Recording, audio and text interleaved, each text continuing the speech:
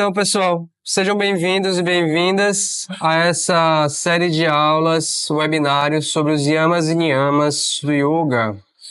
Quem não sabe o que é yamas e niyamas, são as bases ético-filosóficas do yoga.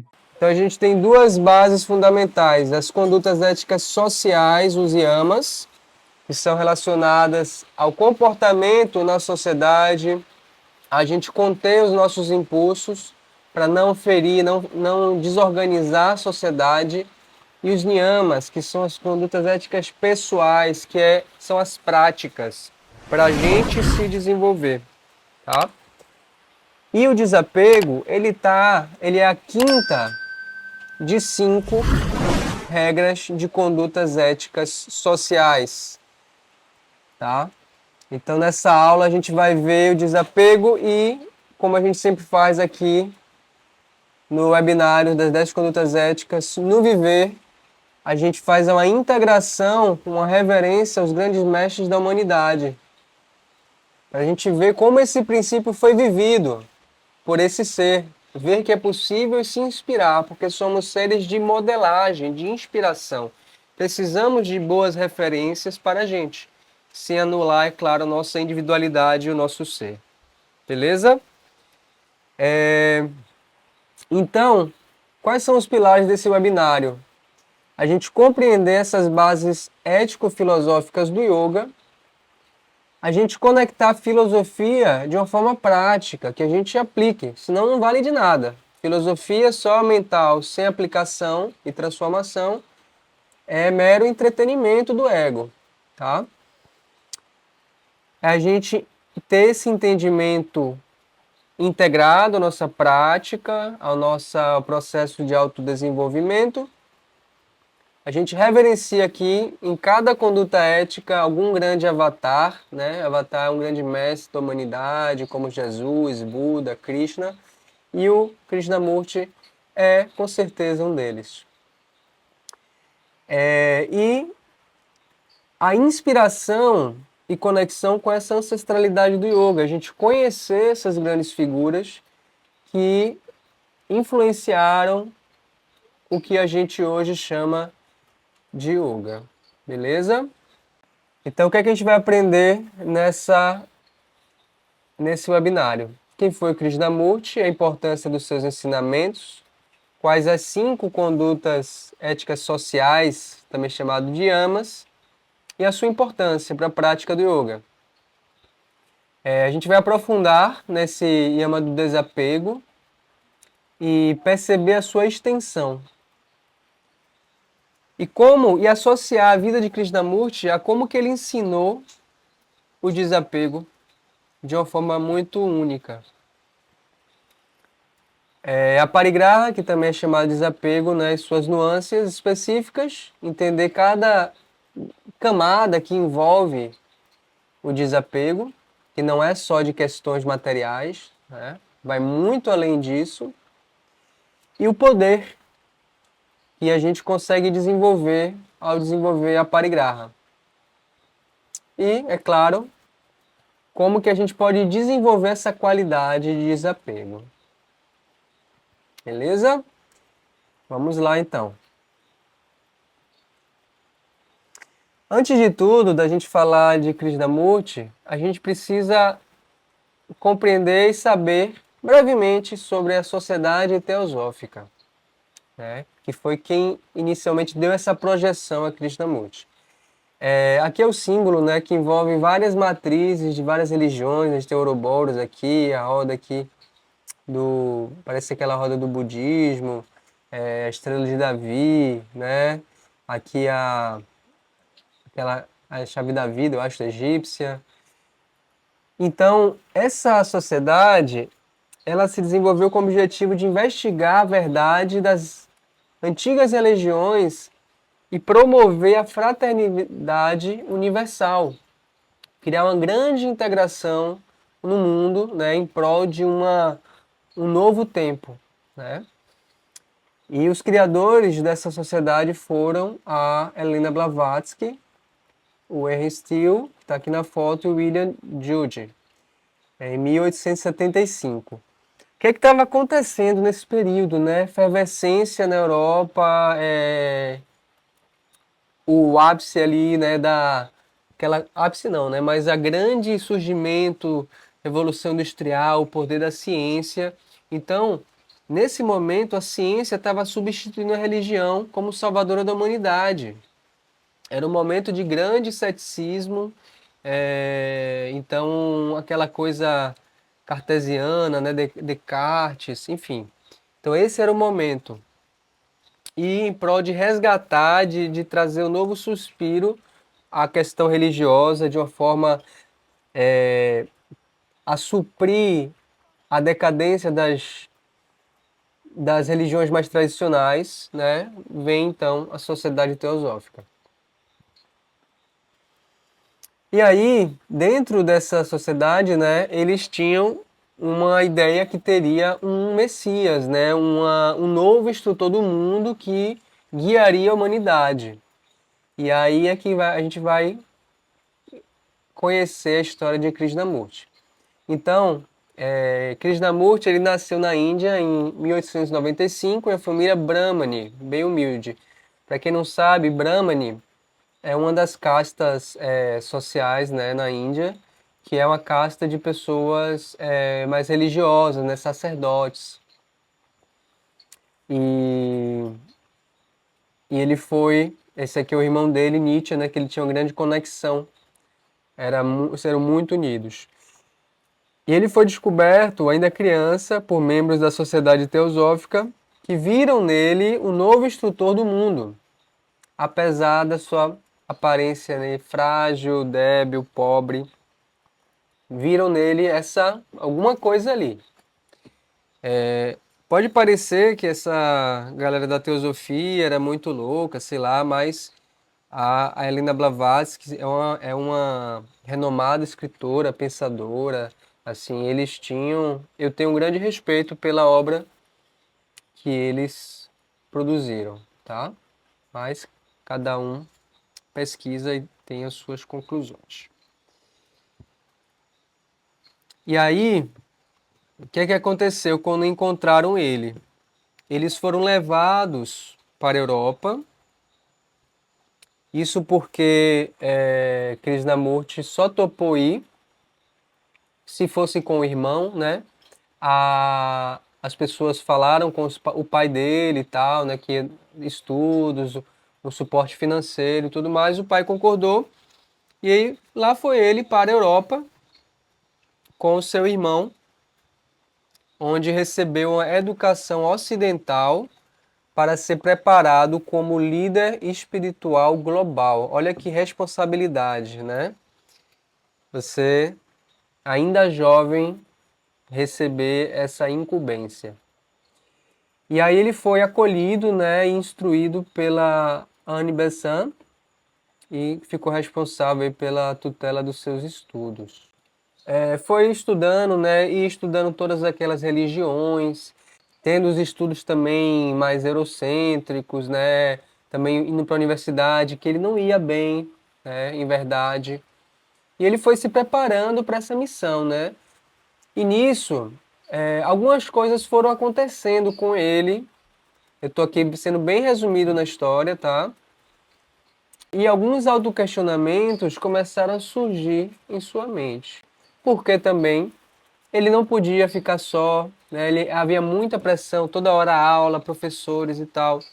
Ele tinha, o irmão dele principalmente tinha uma questão com a saúde, né? Acho que era uma pneumonia, algo do tipo. E pela questão do frio, eles foram para os Estados Unidos para ter um clima melhor para a recuperação aí do irmão.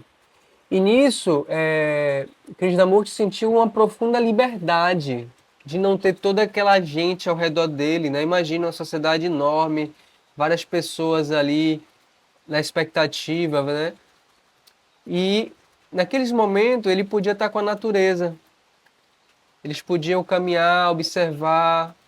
E nisso ele viveu uma experiência mística, podemos dizer assim, né? Uma expansão de consciência muito profunda que abalou as suas crenças naquela instituição teosófica. Começou a se questionar sobre os métodos, sobre as técnicas, sobre essa coisa de ter um mestre, alguém lhe instruindo. Porque a experiência mais profunda que ele teve foi com ele mesmo, foi com a própria vida, foi com a liberdade, não com alguém dizendo o que fazer ou o que não fazer. E em meados, né, dessas reflexões, o irmão dele, que era seu vínculo mais profundo, faleceu em 1925. E nisso o Krishnamurti ficou muito abalado e sentiu-se traído pela sociedade teosófica, né? Isso abalou o vínculo dele com a sociedade, porque haviam garantido que Nietzsche viveria para cumprir esse plano espiritual. Logo, quando ele morreu, ele pensou: bem, esses caras não sabem bem o que estão falando, porque se eles garantiram e não aconteceu, então não é bem assim, né? E aí isso gerou nele uma semente que vocês vão ver no que vai repercutir. Então esse autoquestionamento levou ele a pensar por ele mesmo, né? Isso é muito importante a gente entender sobre Krishnamurti e sobre, não vou dizer um método dele, mas os seus ensinamentos, que é a gente aprender a pensar por nós mesmos. A gente não ter um guru, uma pessoa que a gente obedece cegamente, né? A gente se desapegar dessa necessidade de ter alguém dizendo o que a gente tem que fazer. E ele, nessa situação, estava no lugar de ser o grande guia da humanidade. Imagina, ele diria o que a humanidade iria fazer.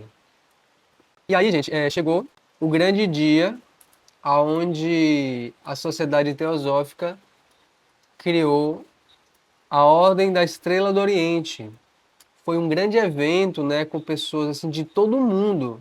Eu estou falando assim, mas eu quero que vocês tenham uma dimensão que isso, a Sociedade Teosófica, é uma sociedade de muito poder, prestígio, dinheiro, conexões filosóficas, intelectuais de diversas partes do mundo, aonde Krishnamurti gozava de muito prestígio, reconhecimento, expectativa. Ele era a figura central disso tudo. Ele tinha tudo à disposição dele: fama, reconhecimento, né, dinheiro, posses, o que ele queria, ele podia ter ali em termos materiais, né? E nesse dia da criação da ordem, ele foi convidado para fazer um discurso de abertura desse movimento, onde ele seria o guia do mundo. Ele era a figura central e o objetivo dessa ordem era preparar e reunir os discípulos do instrutor do mundo, né? Ele ia ter as pessoas ali ajudando ele, né? Ajudando a divulgar a sua mensagem. Então, aqui eu já falei que a estrutura crescia com doações, propriedades, influências. Imagina, um jovem, né, com acesso a tudo isso aí. E aí o que será que aconteceu? Nesse dia, nesse momento em que ele vai dar o seu discurso de abertura para ser o novo guia mentor da humanidade. Só que dentro dele germinava uma semente de que aquilo ali não era a verdade para ele.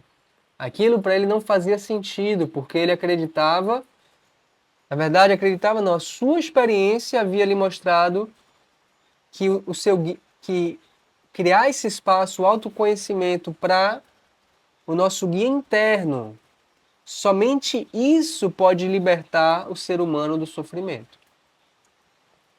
Só que naquele momento ele estava sendo colocado no lugar da pessoa que diria o que as outras pessoas iriam fazer para sair do sofrimento. Percebe? Olha que situação.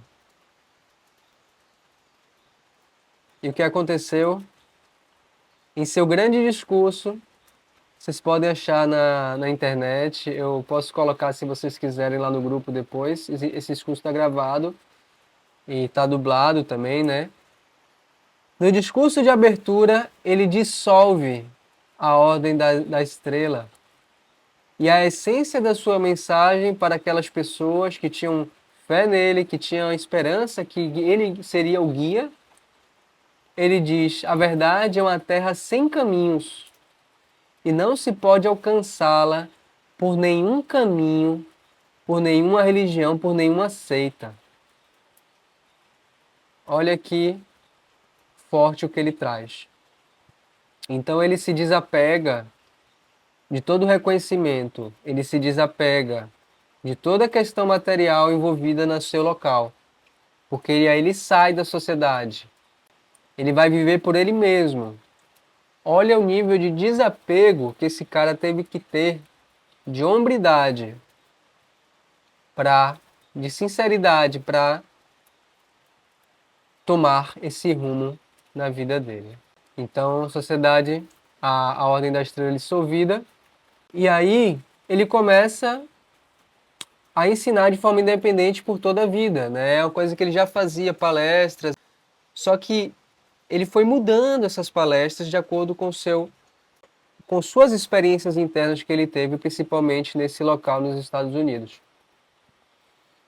Eu não sou um grande especialista em Krishnamurti, eu gosto de ver alguns vídeos dele, né, alguns livros, mas a essência do ensinamento dele tem, não é que ele fala diretamente sobre o desapego, mas ele nos convida a investigar a verdade e a realidade por nós mesmos, sem apego a rótulos, né, sem apego a tradições, sem apego a coisas que estão escritas. É necessário a nossa própria experiência, a nossa própria investigação daquilo. Então ele defende a liberdade psicológica e a observação pura, o autoconhecimento, sem dogmas. Aqui eu trouxe um vídeo de Krishnamurti falando sobre o apego. E é muito louco pensar, o que eu acho tão fascinante, né, como a vida é irônica e dá voltas, que apesar de ele não ter aceitado o seu local como um grande instrutor do mundo para a sociedade teosófica, ele acabou de alguma maneira sendo e cumprindo a profecia de ser de alguma forma um dos instrutores do mundo. Ele dava, hoje no YouTube, vocês podem encontrar diversas palestras de Krishnamurti, e ele viajava o mundo, né, dando essas palestras, e hoje a gente tem diversos centros, né, de estudo sobre a obra K, né? Ele não, que eu saiba, ele não escreveu livros, mas as suas palestras foram traduzidas em vários livros também.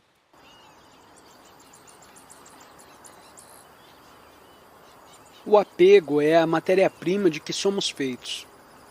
Como podemos ficar livres do apego?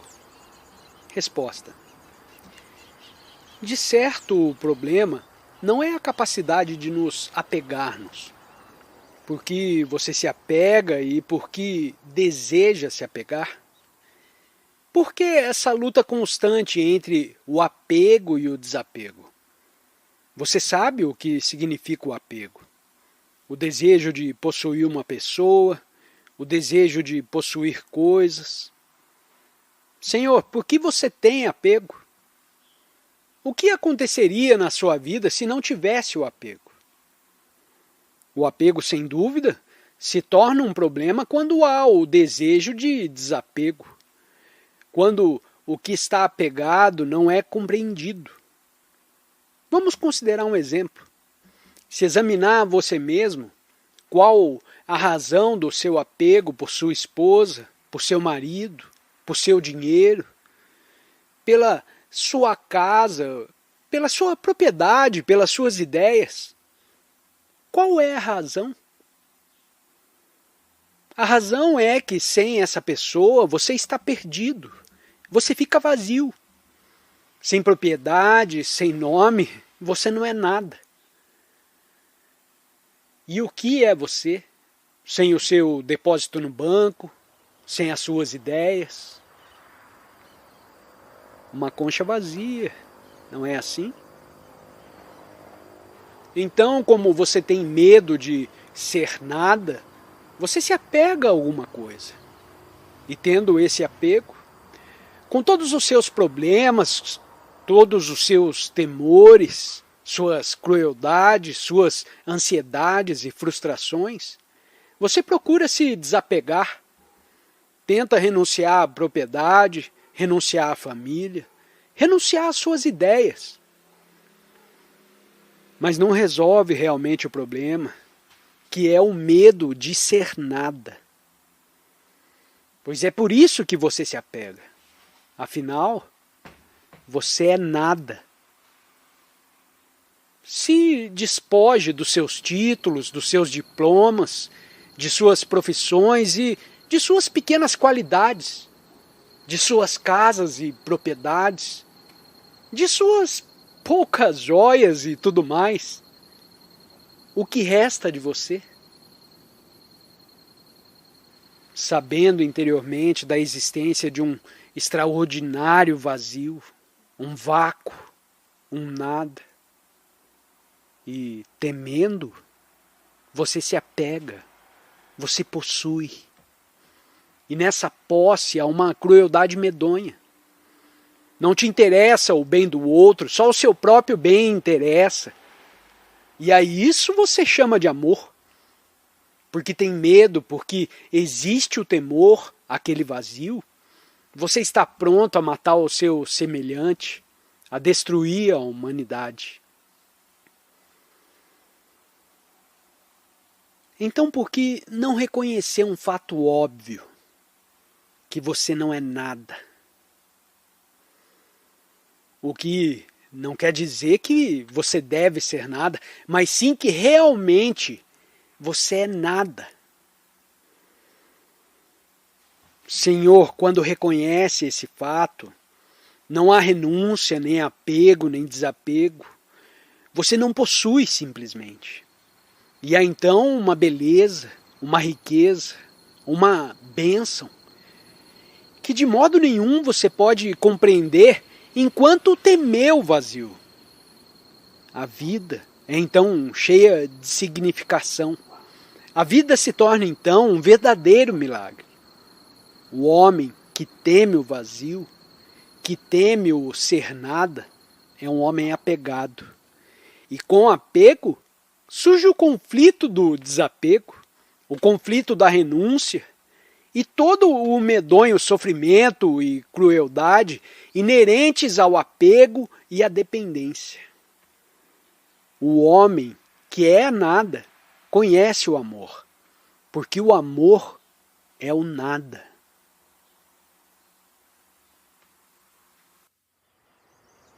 Então aí as profundas reflexões de Krishnamurti, né? Ele traz aí esse apego não como uma coisa que a gente tem que ter, né? Como é trazido às vezes na questão em algumas religiões, né? Que a gente tem que se desapegar, não pode ter posses e tal, como uma regra a ser cumprida. Mas através dessa autoanálise, encontrar a raiz do comportamento do apego. Por que que a gente se apega às coisas? Qual o medo por detrás, né? Então ele traz aí que tem um medo profundo do vazio, um vazio existencial. A gente se apega a certas ideias de quem somos, a pessoas, a família, a diversas questões. Então é uma questão muito profunda, né? Há camadas de apego que a gente vai aí aos poucos, através de uma análise, né? Através de uma autoobservação, depurando e aprofundando. Beleza? Bem resumidamente, vamos continuar aqui a nossa apresentação. E agora a gente vai entrar na parte do yoga, falando sobre essa visão. E vamos ver se é compatível, né? Será que uma coisa dá para misturar com a outra? A gente vai ver agora, tá? Beleza, então aqui a gente tem a essência do yoga, as 8 partes, né? Chamado também Ashtanga Yoga.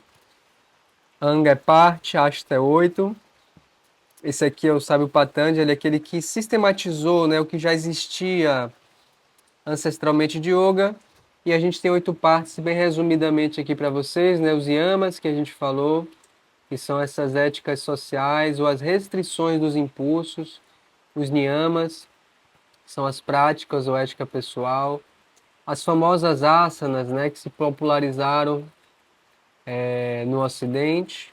Depois, a parte da respiração, pranayama. Depois, a interiorização dos sentidos, pratyahara. E aí, a concentração. Quem aqui sente necessidade de desenvolver concentração, né? Dharana. E da concentração, desse foco, a gente expande a consciência através da meditação, dhyana. E aí a gente vai ter vários níveis de meditação, né? Se você consegue ficar em silêncio 5 segundos, já é uma meditação. 30 segundos, você consegue, não é parar de pensar, tá? Então, aí muita gente acha que não consegue meditar, mas na verdade tem algumas crenças envolvidas aí e meditar não é parar de pensar, beleza? E o final, o grande objetivo do yoga, entre aspas, que é a iluminação, despertar, consciência crística, né? Pode ter vários nomes, que é o samadhi. Beleza? Então o yoga precisa ter isso aqui tudo para ser yoga. Não é só, se for só postura, só asana, é alongamento, né? Não é yoga. E aí a gente tem 5 condutas éticas sociais e 5 pessoais. Então a parigraha, desapego, é a quinta conduta ética. A gente já teve os webinários aqui anteriores sobre essas outras, homenageando cada uma delas um dos mestres. Vamos lá então, só para a gente se situar. Então, a etimologia da palavra aparigraha, né? A é uma negação, pari é ao redor e graha agarrar. A definição é como se fosse não agarrar, não se segurar o que está perto de você. Então, pode ser traduzido como não possessividade, não apego ou não acumular. Será que essa ideia combina com as ideias de Krishnamurti? E aqui a gente tem 2 imagens que são partes do jogo que eu criei, o jogo da memória dos avatares, onde eu escolhi um mestre para representar, né, cada conduta ética.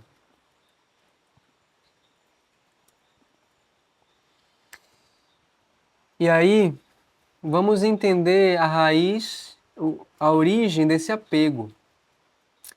Eu criei essa imagem aqui no chat GPT porque acho que foi anteontem, eu vi a cachorrinha aqui do vizinho que pariu, e ela é assim mesmo, né? Branquinha aqui com as manchinhas pretas, a estrelinha. E ela tava, gente, ela teve ninhada agora. E aí, os cachorros pequenininhos, ela com um pote de ração gigante, com muita comida. Os cachorrinhos chegando perto, filho dela. E ela latindo para os cachorros, expulsando, fazendo aquele granido, né? Não sei imitar, mas ela possessiva com a comida, com os filhotes. Olha que loucura! E tinha muita comida, não é que tinha 4 grãozinhos, estava cheio o pote. E ainda assim ela estava com esse apego. E a gente, né, que tem essa origem, né, evolutiva, né, somos um animal racional, espiritual, que pode decidir conscientemente a nossa evolução, mas temos o diacho desse apego entranhado em nossas células. Não é verdade? Quem aqui não tem apego? E aí o instinto de proteção, né? Aqui de sobrevivência. E aí a gente tem várias camadas do apego, né? A alimentação, a questão material, objetos, posses, questões de substâncias também, né? Vícios, relacionamentos, emoções, sensações, apego a músicas, apego a lugares, a filmes, enfim, hábitos. E subindo, né, mais a nível do mais grosseiro até o mais sutil, a gente tem apego também a ideias e a crenças. Olha que louco, né? A pensamentos, a estar certo. Então essa parte, né, é muito trabalhada e questionada pelo Krishnamurti. Quando a gente tem uma religião, a gente fica apegado àquilo como verdade, a gente não se permite escutar o diferente, não consegue ouvir, porque a gente está apegado às nossas ideias do que é a verdade. E nem se a verdade viesse na nossa frente, provavelmente a gente não iria escutar, porque a gente já tem um apego àquilo ali. Então é necessário soltar, necessário criar esse espaço para que a gente possa receber e ressignificar. Lembrei uma história, uma história, um conto budista, ou zen, não sei se budista específico, mas de um discípulo que foi visitar um mestre, eles foram tomar um chá. E aí esse discípulo chegou lá falando várias coisas, várias filosofias para o mestre, falando. E aí o mestre só em silêncio. Quando o mestre foi servir o chá do discípulo, ele ficou soltando ali o líquido e a xícara encheu, transbordou e o mestre continuou. E aí na hora o jovem discípulo falou: mestre, essa xícara aqui ela tá cheia, já tá transbordando. Aí ele falou: você também, você também. Você não tá com espaço para receber. Você tá cheio de ideia. Mas e aí, gente, para vocês, o que é que está por trás do apego? O que é que te leva a se apegar a coisas, a pessoas, a expectativas, né? O que é que nos leva a viver dessa forma? Então, é interessante a gente entender que tem algo instintivo no nosso ser, né? Por sobrevivência, a espécie, né? Sobreviveram aqueles que guardavam comida, né? Que, enfim, tinha esse comportamento. Então, isso está, de alguma forma, programado no nosso DNA, né? Não que sejamos reféns disso, podemos superar, como vários mestres e mestras superaram na história da humanidade, e reconhecer que esse impulso tem por trás também necessidades, né? Quando eu trago necessidades, eu trago pela ótica da comunicação não violenta, a qual me é muito cara e eu estudo, então necessidade de segurança, necessidade de previsibilidade, necessidade de afeto, de apoio, né? E que muitas vezes a gente, por falta de fé, de confiança na vida, na entrega, a gente se apega às coisas e fica, né, numa zona, tentando criar uma zona de conforto, de previsibilidade. Beleza, então, o que é que há por trás do apego, né? Então, a gente está falando de entender esse impulso que, no fundo, tem uma de preservação, de medo, tem necessidade por trás, né, envolvida, segurança, previsibilidade, amor, necessidades humanas universais que todos temos, alimentação, autoestima, enfim, várias necessidades que eu trago desse olhar da comunicação não violenta, né, que fala sobre as necessidades humanas universais. E a pergunta, é sempre prejudicial o apego? Importante, a gente está falando de autoquestionamento. Será que às vezes o apego pode ser bom? O que é que vocês acham? E aí eu trago uma frase para ajudar na reflexão, né? uma frase, eu não sei se ele disse exatamente assim, mas o mundo está em constante mudança. Por isso, não se apega a nada. Porque se a gente se apega a algo, isso nos gera ansiedade pela perda e sofrimento, se por algum motivo a gente perde, né? Então, quando a gente. Uma coisa é amor, outra coisa é apego. Quando a gente perde um familiar, a gente está apegado e a gente sofre muito, ou um bem material ou algo, o apego ele multiplica o sofrimento. E quando a gente consegue desenvolver o desapego, a gente desenvolve um poder, ou siddhis. No yoga, era bem comum se falar sobre os poderes, né, dessas práticas que se fazia. E o poder gerado pelo desapego é o acesso à sabedoria de vidas passadas. Olha que interessante.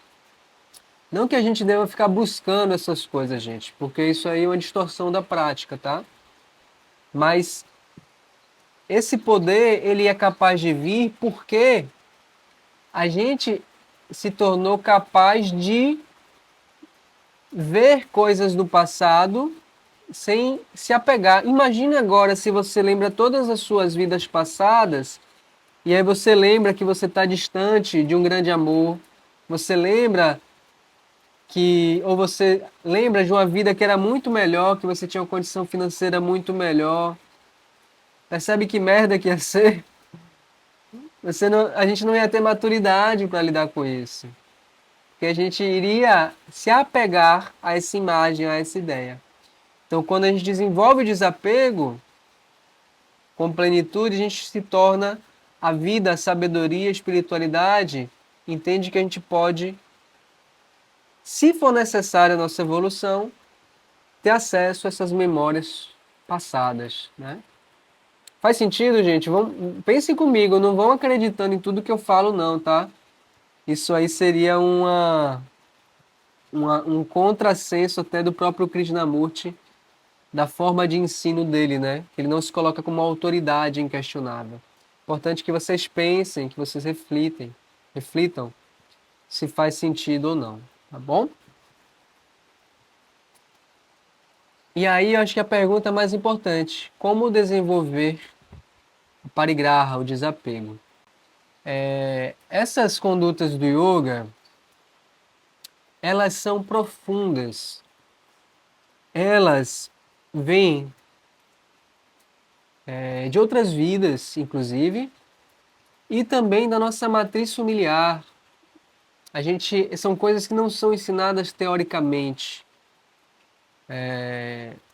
São coisas experienciais, vivenciais. Por isso também eu trouxe o exemplo do Krishnamurti como alguém que ensinou isso, porque ensinou na prática, na sua experiência de vida, com esse grande ato de desapego que foi dissolver a ordem a qual ele seria o novo Messias, abdicando de fama, de reconhecimento, de todos os confortos materiais, né?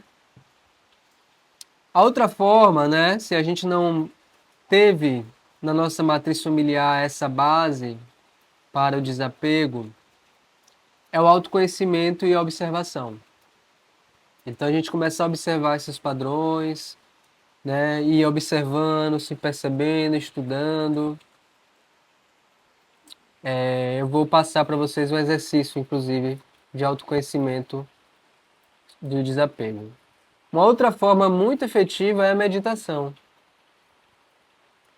Porque meditar é uma arte da gente se desapegar, se desidentificar dos nossos pensamentos.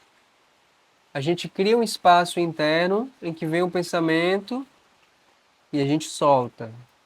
E a gente vai aprofundando, vem ideias, pensamentos, sentimentos. A gente não cria apego, nem a coisas, às vezes vem pensamentos legais, ideias. E também a gente não cria aversão aos pensamentos também. São essas duas coisas. Então a meditação é muito útil para desenvolver desapego. E outras práticas, né, diversas que existem no mundo, E uma delas que eu desenvolvi, por exemplo, foi fazer uma sequência de posturas de yoga,